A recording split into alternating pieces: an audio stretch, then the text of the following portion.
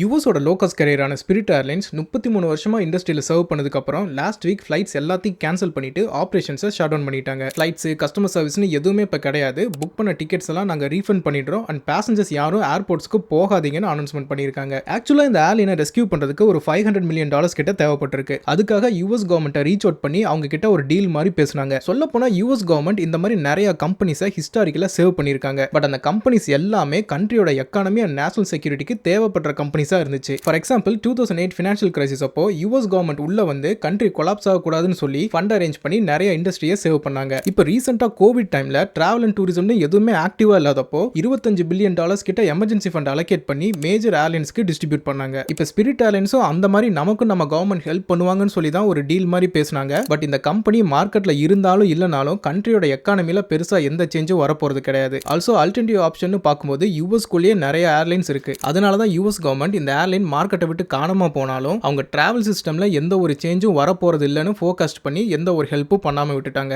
Also spirit ஏர்லைன்ஸோட பிரச்சனைன்னு பாத்தீங்கன்னா இப்போ ரீசெண்டா இந்த ஃபியூல் கிரைசிஸ்னால வந்தது கிடையாது. ரொம்ப வருஷமாவே அந்த ஏர்லைனுக்குள்ள நிறைய பிரச்சனை போயிட்டு இருக்கு. யூஎஸ் கவர்மெண்ட்டே இப்போ உள்ள வந்து ஃபினான்ஷியலா ஹெல்ப் பண்ணியிருந்தாலும் அந்த ஏர்லைனோட ஷட் டவுனை டிலே பண்ணியிருக்கும் தானே தவிர ரியல் இஷ்யூவை ஃபிக்ஸ் பண்ணியிருக்காது. இப்போ நம்ம கவர்மெண்டோட ஃபண்டுன்னு சொல்றது எல்லாமே சிட்டிசன்ஸ் எல்லாரும் கட்டுற டாக்ஸ்ல இருந்து வர காசு தான். ஸோ அதை எங்க இன்வெஸ்ட் பண்ணா ரிட்டர்ன் அதிகமா வருமோ அங்க தான் கவர்மெண்ட் இன்வெஸ்ட் பண்ணுவாங்க. ஸ்பிரிட் ஏர்லைன்ஸை பொறுத்தவரை அவங்க பிசினஸ் மாடலே ரொம்ப வீக்கான பிசினஸ் மாடல். அந்த வே ஆஃப் ஆப்ரேட்டிங் பிசினஸ் எங்களுக்கு பிடிக்கலன்னு இப்போ ரீசெண்டா தான் யூஎஸ் சிட்டிசன்ஸ் எல்லாரும் கலெக்டிவா வோட் பண்ணாங்க. இதை பத்தி யுனைடெட் ஏர்லைன்ஸோட சிஇஓ கூட அட்ரஸ் பண்ணியிருந்தாரு. ஸோ அந்த மாதிரி ஒரு பிசினஸை நம்ம ஃபினான்ஷியலா ஹெல்ப் பண்ணி ரெஸ்கியூ பண்ணா திரும்ப மார்க்கெட்ல அது சக்சஸ்ஃபுல்லா ரன் ஆகணும் என்ன அஷூரன்ஸ் இருக்கு? அதனால தான் யூஎஸ் கவர்மெண்ட் இந்த டீல் எங்களுக்கு வேண்டான்னு பேக் அடிச்சிட்டாங்க. சரி, ஓவர் நைட்ல ஏர்லைன்ஸை க்ளோஸ் பண்ணிட்டாங்களே, புக் பண்ண பேசஞ்சர்ஸோட நிலைமையெல்லாம் என்ன ஆச்சுன்னு கேட்டா முடிஞ்ச அளவு ரீஃபண்ட் பண்ணிட்டு தான் இருக்காங்க. ஆல்சோ மற்ற airlines like delta, American, United, frontier எல்லாம் அஃபெக்ட் ஆன பேசஞ்சர்ஸ்க்கு ஹெல்ப் பண்ற விதமா ரெஸ்கியூ ஃபேர்னு கம்மி விலையில டிக்கெட்ஸை செல் பண்ணிட்டு இருக்காங்க. ஸோ இப்போதைக்கு இது ரெண்டு மட்டும் தான் அவைலபிளா இருக்க ஆல்டர்னேட் ஆப்ஷன்ஸ். இதை தவிர காம்பன்சேஷன்லாம் கொடுத்து தான் ஆகணும். ஸோ அதெல்லாம் எப்படி மேனேஜ் பண்ண போறாங்கன்னு தெரியல. மேபி அசெட்ஸை செல் பண்ணி அதிலிருந்து வர காசை வச்சு தான் மேனேஜ் பண்ணி ஆகணும். ஓகே, இப்போதைக்கு ஸ்பிரிட் ஏர்லைன்ஸை பொறுத்தவரை இதுதான் சிச்சுவேஷன். பட் அவங்க எப்படி இந்த நிலைமைக்கு வந்தாங்கன்னு ஒரு சின்ன ஓவர்வியூ மாதிரி பார்க்கலாம். பிகாஸ் பல வருஷமா அந்த ஏர்லைனுக்குள்ள நிறைய பிரச்சனை போயிட்டு இருந்துச்சு அண்ட் அவங்களும் ஃபினான்ஷியலா ரொம்ப கஷ்டப்பட்டு ஒரே வருஷத்துல 2 தடவை பேங்க்ரப்சி டிக்ளேர் பண்ணாங்க. இது வரைக்கும் ஏவியேஷன் இண்டஸ்ட்ரியோட ஹிஸ்டரியிலேயே அந்த மாதிரி ஒரு ஈவென்ட் நடந்ததே கிடையாது. ஸோ எதனால இந்த ஏர்லைன் இப்படி ஆச்சுன்னு நிறைய ரீசன்ஸ் இருக்கு. எல்லாத்தையும் ஒவ்வொன்றா பார்க்கலாம். அண்ட் வீடியோக்குள்ள போறதுக்கு முன்னாடி இந்த சேனலுக்கு இப்போதான் புதுசா வரீங்கன்னா இங்க கமர்ஷியல் ஏவியேஷன் பத்தின நியூஸ், அப்டேட்ஸ், vlogsனு நிறைய வீடியோஸ் அப்லோட் பண்ணிருக்கேன். ஏவியேஷன்ல பைலட்ஸ் அண்ட் கேபின் க்ரூவை தவிர நிறைய இன்ட்ரெஸ்டிங்கான டாபிக்ஸ் இருக்கு. ஸோ அதெல்லாம் நீங்க எக்ஸ்ப்ளோர் பண்ணணும்னு நினைச்சீங்கன்னா சேனல்ல ஏகப்பட்ட வீடியோஸ் இருக்கு, செக் பண்ணி பாருங்க.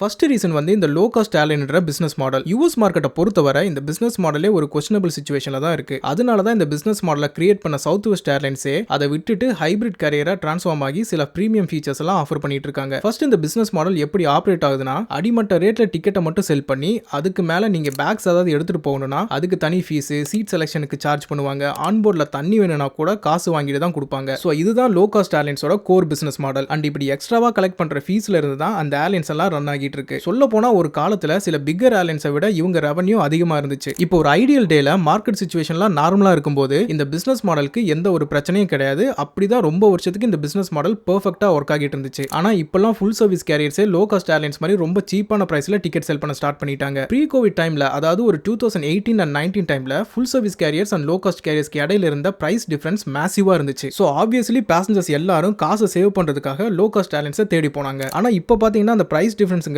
ரொம்ப அதிகமா இல்லாதனால லோ காஸ்ட் கேரியர்ஸோட தேவைங்கிறதே இல்லாம போயிட்டு இருக்கு. அது மட்டும் இல்லாம ஃபுல் சர்வீஸ் கேரியர்ஸ் கிட்ட நல்ல ஆன்போர்ட் ப்ராடக்ட்ஸ் இருக்கு, கம்ஃபர்டபுளான டைமிங் ஆஃபர் பண்ணுவாங்க. பட் இதே லோ காஸ்ட் ஏர்லைன்ஸ்னு பார்த்தா mostly early morning or mid நைட்ல தான் லேண்டிங் அண்ட் டேக் ஆஃப் வச்சிருப்பாங்க. பிகாஸ் அந்த டைம்ல தான் டிமாண்ட் அவ்வளவா இருக்காதுன்றதுனால ஏர்போர்ட்ஸோட ஃபீஸ் எல்லாம் கம்மியா இருக்கும். ஸோ அதுல கொஞ்சம் காசை சேவ் பண்றதுக்காக இப்படி பண்ணுவாங்க. பட் ஃபுல் சர்வீஸ் கேரியர்ஸை பொறுத்தவரை இந்த மாதிரி டைமிங் காம்ப்ரமைஸ் எல்லாம் எதுவுமே இருக்காது. அதனால தான் டிக்கெட் பிரைஸ் கொஞ்சம் அதிகமா இருந்தாலும் எனக்கு கம்ஃபர்ட் தான் முக்கியம் சொல்லி பேசஞ்சர்ஸ் எல்லாரும் ஃபுல் சர்வீஸ் ஏர்லைன்ஸ் பக்கம் போக ஸ்டார்ட் பண்ணிட்டாங்க. இந்தியாவை பொறுத்தவரை இண்டிகோ இப்போ ரீசென்ட் டைம்ஸ்ல XLR டெலிவரி எடுக்கிறாங்க. பிசினஸ் கிளாஸ் மாதிரி ஒரு புது ப்ராடக்ட் ஆஃபர் பண்றாங்க. இன்டர்நேஷனல் எக்ஸ்பான்ஷன் பண்ணிட்டு இருக்காங்க. இன்னும் கொஞ்சம் வருஷத்துல A350 டெலிவரி எடுக்க போறாங்க. ஸோ இதெல்லாம் எதுக்குன்னு இப்போ உங்களுக்கு புரிஞ்சிருக்கும். அப்படி இல்லைனாலும் இந்த வீடியோவோட எண்டிங்ல உங்களுக்கு ஒரு கிளாரிட்டி இருக்கும். ஆல்சோ நீங்க சொசைட்டியா பார்த்தாலும் ரீசென்ட் டைம்ஸ்ல பீப்புளோட பையிங் பவர் அதிகமாகிட்டனால சர்டன் மார்க்கெட்ல பெருசா யாருமே லோ காஸ்ட் கேரியர்ஸை ப்ரிஃபர் பண்றதே கிடையாது. பிகாஸ் அவங்களால ஃபுல் சர்வீஸ் ஏர்லைன்ஸ் ஆஃபர் பண்ற டிக்கெட்டையே அஃபோர்ட் பண்ண முடியுது. So downfall of low cost கேரியர்ன்றது ஆல்ரெடி நிறைய மார்க்கெட்ல ஸ்டார்ட் ஆகிருச்சு. இருந்துச்சு. அண்ட் அதை தான் இப்போ நம்ம எக்ஸ்பீரியன்ஸ் பண்ணிட்டு இருக்கோம்.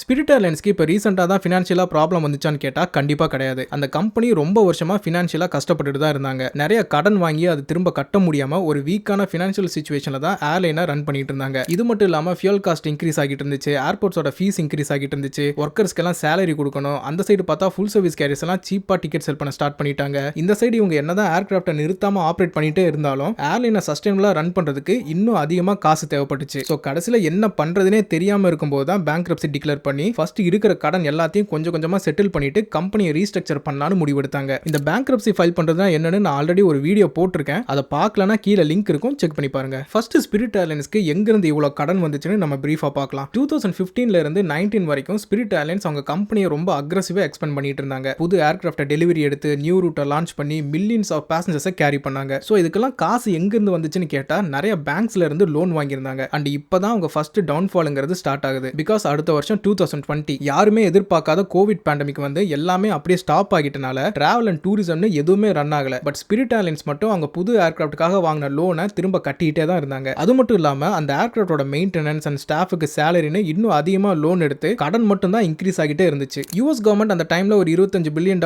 கிட்ட எமர்ஜென்சி ஃபண்ட் அலோகேட் பண்ணி எல்லா யூஎஸ் ஏர்லைன்ஸ்க்கு டிஸ்ட்ரிபியூட் பண்ணாங்க. பட் அதுல ஸ்பிரிட் ஏர்லைன்ஸ்க்கு கிடைச்ச ஸ்பிளிட்டை வச்சு பெருசா எந்த லோனையும் செட்டில் பண்ண முடியல. ஸ்டாஃபோட சேலரிக்கே எல்லாம் சரியா போச்சு. ஆல்சோ யூஎஸ் கவர்மெண்ட் அந்த ஃபண்டை கொடுத்ததே ஸ்டாஃபோட சேலரிக்கு தான். ஸோ அதை வச்சு இவங்களால கடனும் கட்ட முடியாது. அதுக்கப்புறம் 2021 அண்ட் 22 டைம்ல கோவிட் எல்லாம் கொஞ்சம் குறைஞ்சதுக்கு அப்புறம் யூஎஸ்ல இருக்க மற்ற ஃபுல் சர்வீஸ் கேரியர்ஸ் எல்லாம் கம்மியான விலையில டிக்கெட்டை செல் பண்ணி அவங்க கம்பெனியை திரும்ப ப்ராஃபிட்டபிளா கொண்டு வரதுக்காக வேலை பார்த்துட்டு இருந்தாங்க. அது இவங்களோட பிசினஸ் மாடலை பெருசா அஃபெக்ட் பண்ணிச்சு. இதுக்கு இடையில ஃப்ரான்டியர் அண்ட் ஜெட்ப்ளூ கூட மெர்ஜ் பண்றதுக்கு 2 சான்ஸ் கிடைச்சது. பட் அதுலயும் டைம் அண்ட் மணி நிறைய வேஸ்ட் ஆகுன்றதுனால அதுவும் சரியா நடக்கல. தென் லாஸ்ட் இயர் 2025ல கடன் ரொம்ப அதிகமாகி ஏர்லைன்ஸே டோட்டலா கொலாப்ஸ் ஆகிருச்சு. அண்ட் இந்த டைம்ல தான் கையில கிடைக்கிற எல்லாத்தையும் அவங்க செல் பண்ணிட்டு இருந்தாங்க. ஏர்கிராஃப்டை செல் பண்ணிட்டாங்க, ஏர்போர்ட்டோட கேட் ரைட்ஸ், மெயின்டெனன்ஸ் எக்யூப்மெண்ட் எல்லாத்தையும் செல் பண்ணதுக்கு அப்புறம் முடிஞ்ச அளவு காசை ரெடி பண்ணி ஃபிளைட்ஸ் ஆப்ரேட் பண்ணிட்டு இருந்தாங்க. அதுக்கப்புறம் தான் கடைசியா வந்துச்சு Iran and Israel war. Strait of ஹார்மஸை பிளாக் பண்ணதும் வேர்ல்டு ஃபுல்லா எல்லா மார்க்கெட்லயும் ஃபியூல் பிரைஸ் எதிர்பார்க்காத அளவுக்கு இன்க்ரீஸ் ஆச்சு. லுஃப்தான்சா மாதிரி அவ்வளவு பெரிய லெகசி கேரியரே ஜெட் ஃபியூல் ஷார்டேஜ்னால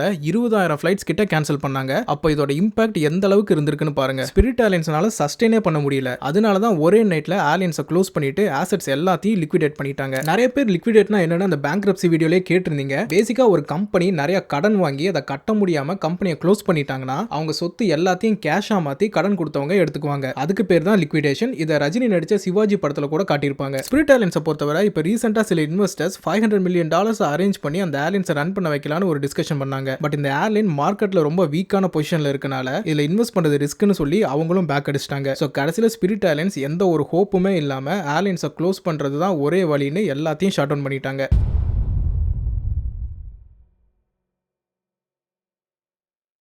பர்சனலாக எனக்கு என்னதான் லோ காஸ்ட் கேரியர்ஸ் ஆஃபர் பண்ணுற ப்ராடக்ட்ஸ் அண்ட் சர்வீஸ் பிடிக்கலனாலும் இன்னைக்கு நிறைய பேர்னால ஃப்ளைட்டில் போக முடியுதுன்னா அதுக்கு முக்கிய காரணம் அவங்க தான்றதை நான் கம்ப்ளீட்டாக அக்ரி பண்ணுவேன். என்னோட ஃபர்ஸ்ட் ஃப்ளைட்டை இண்டிகோவில் தான் இருந்துச்சு. சென்னை டு கோயம்புத்தூர் 1800 ஃப்ளை பண்ணேன். ஸோ இந்த மாதிரி லோ காஸ்ட் கேரியர்ஸ் மார்க்கெட்டில் ரொம்ப சீப்பான ப்ரைஸில் டிக்கெட் ஆஃபர் பண்ணுறதுனால தான் ஏர்லைன்ஸ் கடையில் இருக்க காம்படிஷன் இன்க்ரீஸ் ஆகி டிக்கெட் ப்ரைஸ் எல்லாம் காலப்போக்கில் மேசிவாக குறைஞ்சிருக்கு. ஒரு 10-15 வருஷம் முன்னாடி லக்ஸூரியஸ் அண்ட் ப்ரீமியமாக பார்க்கப்பட்ட ஏர் டிராவல் இன்னைக்கு எல்லாருக்குமே ஆக்சசபிளாக இருக்கு. அண்ட் அதுக்கு main reason low cost carriers மட்டும்தான். இவங்க மட்டும் மார்க்கெட்ல இந்த பிசினஸ் மாடலை கொண்டு வராம இருந்திருந்தாங்கன்னா வெறும் பணக்காரங்க, business people and government officials மட்டும் தான் ஃபிளைட்ல போக முடியுன்ற சிச்சுவேஷன் இன்னும் இருந்திருக்கும். இப்போ இதுக்கும் ஸ்பிரிட் ஏர்லைன்ஸ் மார்க்கெட்டை விட்டு போனதுக்கும் என்ன ரீசன் கேட்டீங்கன்னா லோ காஸ்ட் கேரியர்ஸ் எல்லாம் மார்க்கெட்ல வந்தனால தான் நிறைய ஃபுல் சர்வீஸ் ஏர்லைன்ஸ் காம்படிஷன்னால அவங்க டிக்கெட் பிரைஸை கம்மியா வச்சு செல் பண்ணாங்க. இப்போ யூஎஸ்ல இருந்த one of the biggest low cost carriers மார்க்கெட்டை விட்டு போயிட்டனால திரும்ப ஃபுல் சர்வீஸ் கேரியர்ஸ் எல்லாருக்கும் பிரைசிங் பவர்ல கண்ட்ரோல் கிடைச்சிருக்கு. ஸோ கண்டிப்பா ஸ்பிரிட் ஏர்லைன்ஸ் ஆப்ரேட் பண்ணிட்டு இருந்த ரூட்ஸ் எல்லாத்துலயும் ஃபுல் சர்வீஸ் கேரியர்ஸ் டிக்கெட் பிரைஸை ரீஎவாலுவேட் பண்ணி பிரைஸ் இன்க்ரீஸ் பண்ணுவாங்க. பட் இது வந்து கொஞ்சம் கொஞ்சமா ஸ்டெடியா லாங் டர்ம்ல பண்ணுவாங்களே தவிர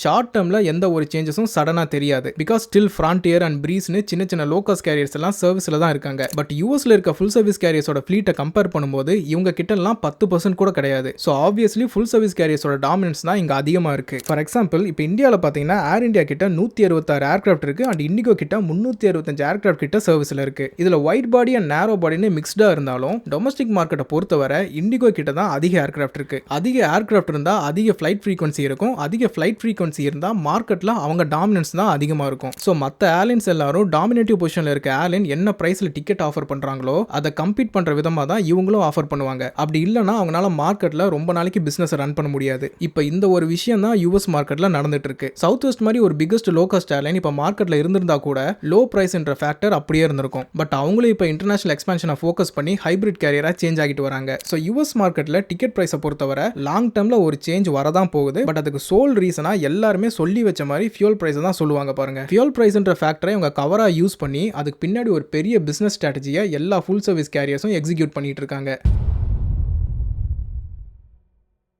ஸோ அவ்வளோதான் இந்த வீடியோ. நிறைய பேர் ஸ்பிரிட் ஏர்லைன்ஸோட டவுன்ஃபால் பற்றி கேட்டிருந்தீங்க. பட் அதை பற்றி மட்டுமே பேசாமல் அதை சுற்றி நிறையா விஷயம் இருக்குது. அது எல்லாத்தையும் நான் டீட்டெயில்டாக கவர் பண்ணியிருக்கேன்னு நினைக்கிறேன். இதில் உங்களுக்கு ஏதாச்சும் கொஸ்டின்ஸ் டவுட் இருந்துச்சுன்னா கீழே கமெண்ட்டில் சொல்லுங்கள். அண்ட் இந்த மாதிரி இன்னும் நிறைய ஏவியேஷன் பற்றின வீடியோஸ் இந்த சேனலில் ஷார்ட்ஸ் ஃபார்ம்லையும் அப்லோட் பண்ணியிருக்கேன். ஃபுல் வீடியோவாகவும் அப்லோட் பண்ணியிருக்கேன். கமர்ஷியல் ஏவியேஷன் பற்றி லேர்ன் பண்ணணும்னு நினச்சிங்கன்னா அதையும் போய் செக் பண்ணி பாருங்கள். நான் உங்களை இன்னொரு வீடியோவில் மீட் பண்ணுறேன்.